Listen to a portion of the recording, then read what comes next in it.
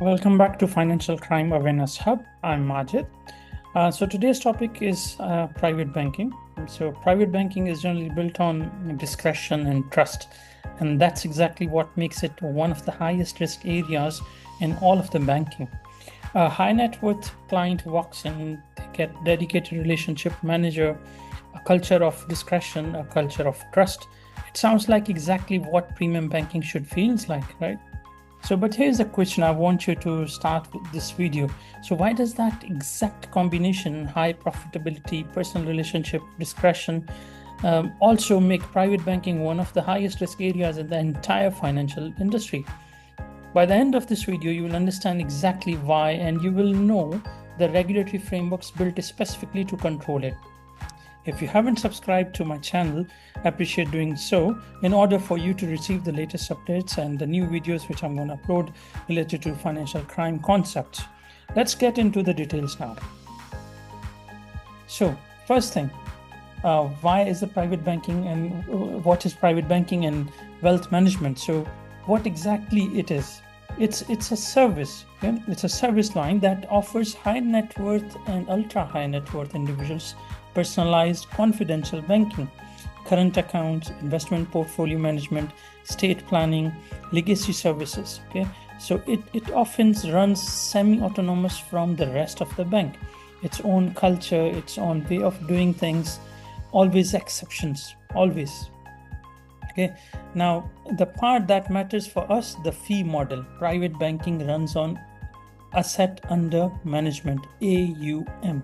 Okay, fees are calculated on the total value of what the bank is managing for the client, which means the more wealth a relationship manager brings in and retains, the more revenue they generate for the bank and often directly for themselves, because they work, apart from their normal salaries. They get commissions when they bring in more investments. Okay, now hold on to that fee model.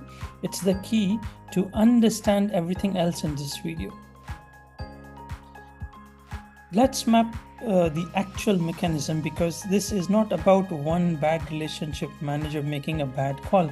It's the structural kind of a thing. So now the relationship manager is paid on asset under management, right? Now that creates pressure to grow. Competition for high net worth clients is fierce, and everyone's chasing the same pool of wealthy individuals. That pressure builds close trusted personal ties with the client, now which is the whole point of private banking. But those close ties create reluctance to challenge the client when something looks off, and when warning signs do appear on a valuable, profitable relationship, they are easier to explain away than to escalate. Now the client or the relationship actually survives, the risk gets normalized, and the cycle repeats with the next client. The study guides say this directly, that asset under management based compensation structure is an inherent conflict of interest in private banking. This is not about relationship managers being complicit. It's that the incentive structure quietly rewards them for not looking too closely. Maybe if I'll take it with this example, when salespeople, those who work, let's say, purely on commissions, okay, now they have the target to meet. With these kind of things, when they have only the targets, and if they don't achieve the targets, they don't get anything. With that kind of an approach, it's highly likely, let's say they submitted the application, there was a discrepancy, they have to go back to the client. Now rather than going back to the client, maybe they may produce a forged document, they may do a forged signature as well.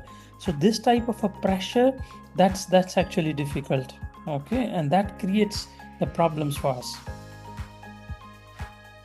Okay, now let's look at what's actually sitting inside a private banking portfolio, because certain products carry elevated risk by design, such as trust funds, completely legitimate for estate planning, but the complexity and opacity for that, okay, that's the problem.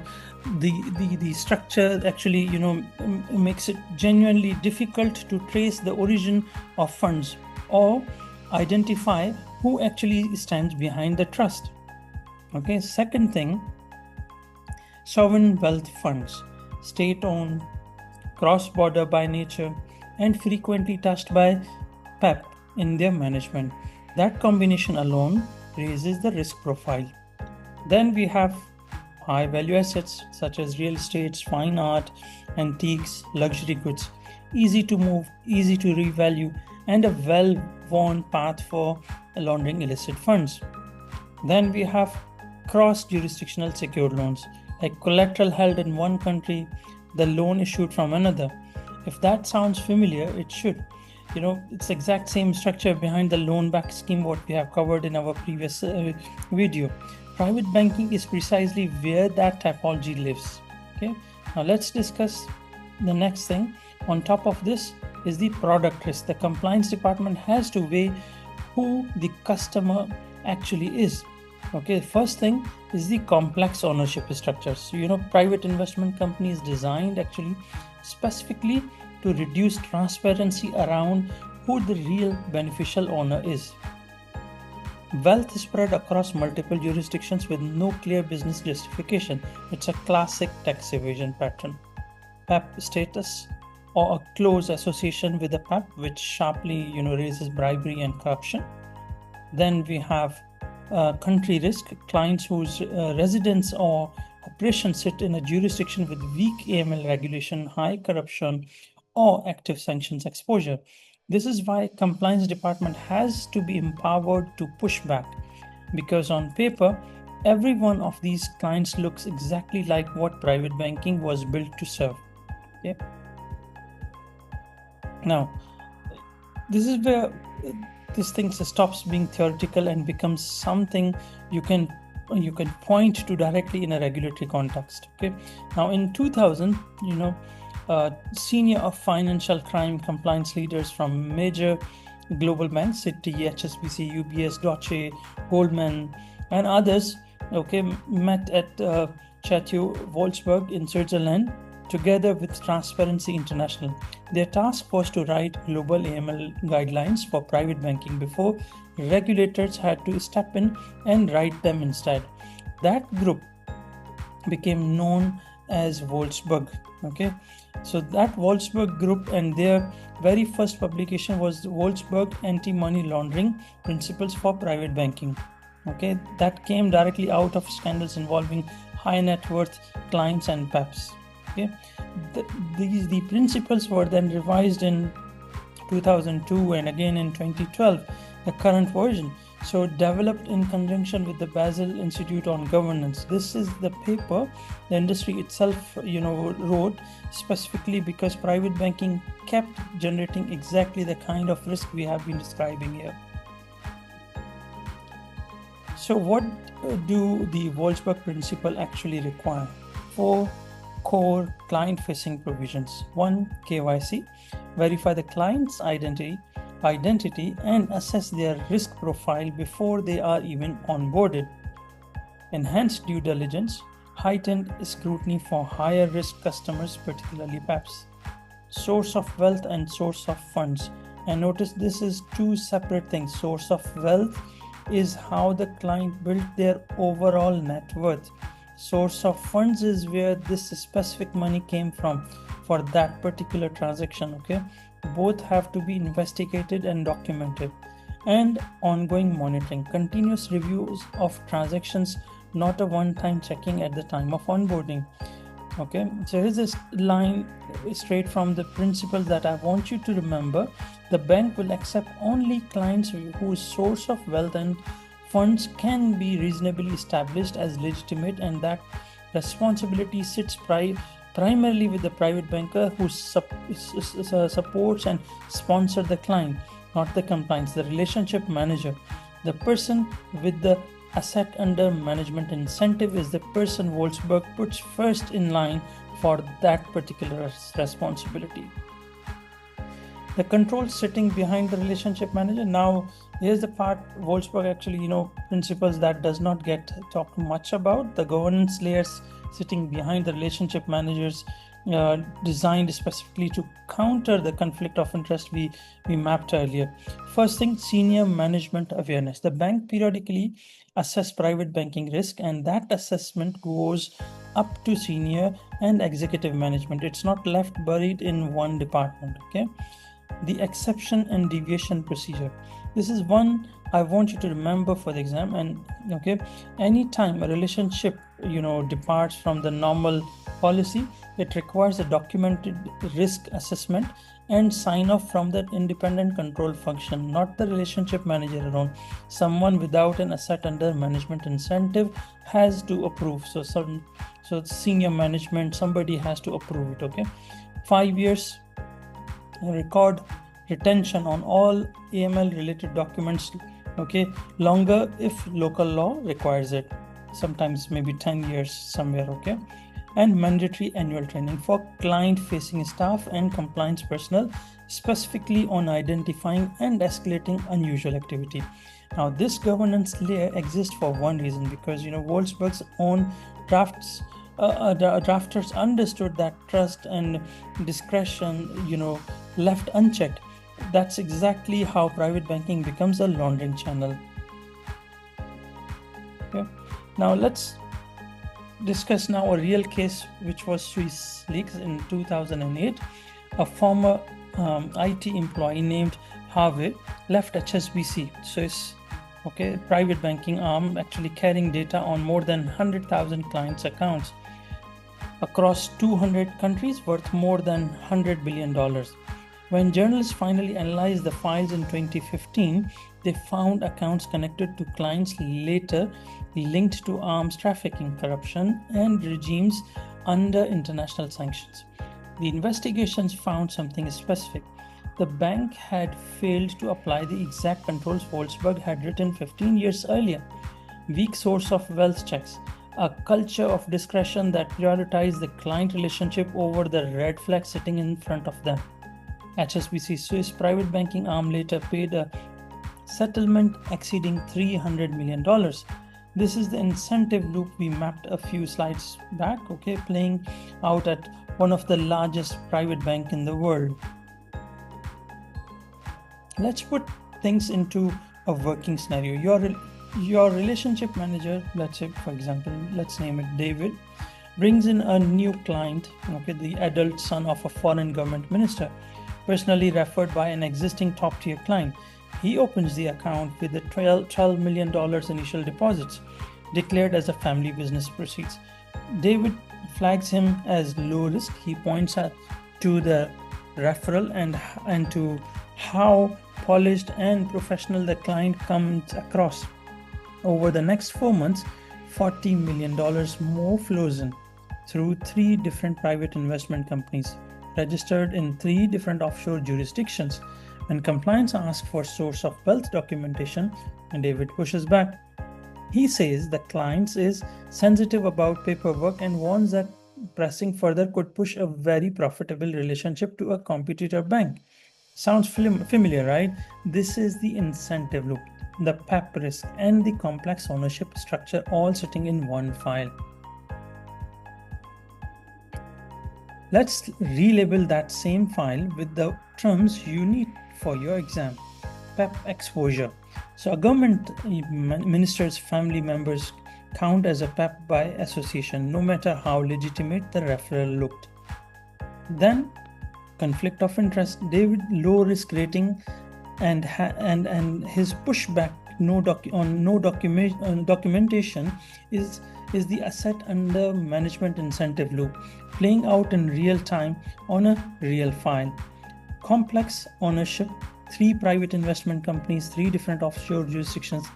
That's reduced transparency around who the real beneficial owner actually is.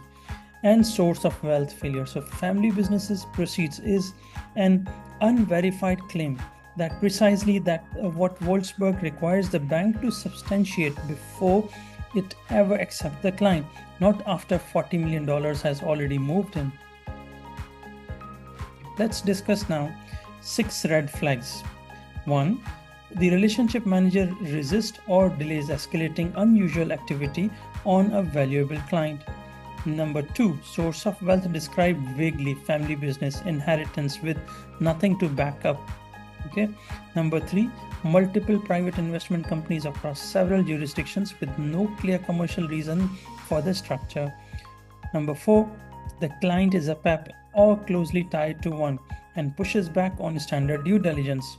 Number 5, rapid large deposits that don't match the client's disclosed profile.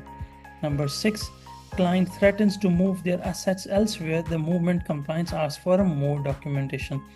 The last one I would say deserve a comment. Yeah, a client threatening to leave the movement, you ask a legitimate question, is not a reason to stop asking it. It should raise your suspicion, not lower it. So you are looking at David's file. What do you actually do? Step 1, escalate independently of the relationship manager. Route it to compliance or an independent control function, not back through David. Step 2, apply the exception and deviation process. Any departure from standard onboarding policy needs a documented risk assessment and sign off from outside the business line. Step 3, verify source of wealth and source of funds directly. Request independent documentation. Sensitive about paperwork is not an evidence. Step 4, reassess the PAP and jurisdiction risk rating using the complete picture, not just the referral and the polished first impression. Step number 5, if the red flags remain unresolved, file a STR or SAR and document your reasoning, regardless of what that relationship is worth to the bank's bottom line. Okay, this is exactly the thing that Wolfsberg governance layer is designed to build. Okay, now let's look at the question. Which of the following factors can contribute to the vulnerabilities of private banking to money laundering? Option A, unregulated nature of the product issuance in this sector is in many countries. Limited financial literacy of many clients in the sector and vulnerabilities to criminals. Option C, culture of secrecy and discretion developed by relationship managers for their clients. Option D, close trust developed between relationship managers and their clients. Option E, commission-based compensation for relationship managers. You may pause your video. We'll see the answer on the next screen. You have to select 3 out of these 5 options. Let's see answer on the next screen. So C, D, and E are the right options. Now let's look at first why A and B are wrong. A, unregulated product issuance. This is a trap because private banking operates inside regulated institutions. The vulnerability here is not a lack of regulation, it's culture and incentive operating inside a regulated structure. Option B, limited financial literacy. This is a reversed fact trap. Okay, private banking clients are typically sophisticated, high net worth individual, not naive ones. It's their sophistication that enables actually complex ownership structure, not a lack of financial literacy. Coming back to the right answer, option C, culture of secrecy and discretion. Discretion is literally the product private banking sells, but that same discretion makes it far easier to keep unusual activity quiet instead of escalating it. D is correct, as we said. Close trust between relationship manager and the client. The closeness that makes private banking feel premium is the same closeness that makes an RM reluctant to challenge their own client. E, which is commissions or asset under management based compensation. The RM pay depends on the relationship growing. That's a direct financial incentive to overlook red flags. This is the exact conflict of interest we discussed earlier in our video. Here's the thread connecting all the 3 answers. None of them are a broken rule. They are all normal, expected features of how private banking operates day to day, and that's exactly why they are vulnerable. Why there are vulnerabilities, not violations. That distinction is worth remembering for any choose 3 style type of questions. One more thing, I'm sure when in the exam you have to select, let's say 3 or 2. If you make a mistake in one of the options, even, you get a 0 mark on that.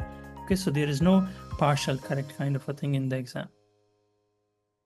Let's bring everything together. Okay, the core risk in private banking is structural, not personal. Asset under management based compensation creates a built-in conflict of interest between growing a relationship and challenging it. Number 2, high risk product. Trust funds, sovereign wealth funds, high value assets, cross jurisdiction secured loans sit inside private banking and wealth management portfolios by default, not by exception. The Wolfsberg AML Principles for private banking first was written in 2000, okay, and revised most recently in 2012, exists specifically to counter that structural risk. KYC, EDD, source of wealth, source of funds, ongoing monitoring, backed by an exception and deviation process that sits deliberately outside the relationship. Okay, and then lastly, Swiss leaks showed exactly what happens when that governance layer fails in practice, not just in theory. Okay. Now, if you want to go deeper on the case we discussed, there is a documentary called Falciani's Tax Bomb, The Man Behind the Swiss Leaks, directed by Ben Lewis in 2015. It's the whistleblower's own account of the HSBC private bank leak. And it's genuinely useful watch, for understanding how this plays out in real world. If you want something shorter, there's The Guardian has a solid explainer on HSBC files there, and DW has a documentary called Swiss Leaks, the HSBC money laundering machine. Both are free on YouTube. Okay, you can go ahead and watch that. Next, we're gonna discuss in our next session trusts, the settler and the trustee and the beneficiary who is the real owner, and why is that the exact question in the exam keeps on coming. Okay, so before we go now and close our sessions, just a reminder, Advice Cube Consulting has CAMS, CFE, CGSS practice questions, the notes, concise notes that are purely designed for working professionals, Coursebox e-learning platform, on which we have designed also an e-learning material for all these certifications except CFE. There is a bot kind of a trainer. You can put your question and you will get your answer specifically according to the training materials, okay, all based on the study guides. You'll find everything at advicecubeconsulting.com. You can reach out to me on the below given WhatsApp number or email me. Okay, thank you so much, and I'll see you in the next video.